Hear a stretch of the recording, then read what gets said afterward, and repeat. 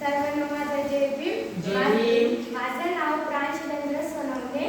आज मी तुमच्या सगळ्यांना डॉक्टर बाबासाहेब आंबेडकर यांच्याविषयी 2 शब्द बोलणार आहे.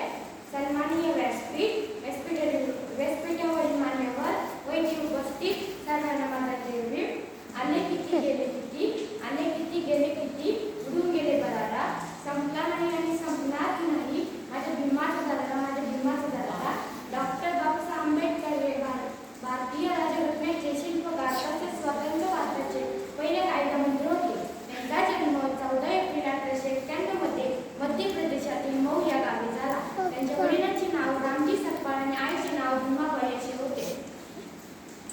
डॉक्टर बाबासाहेब आंबेडकर लहानपणापासून अत्यंत हुशार व महत्त्वाकांक्षी विचारांचे होते.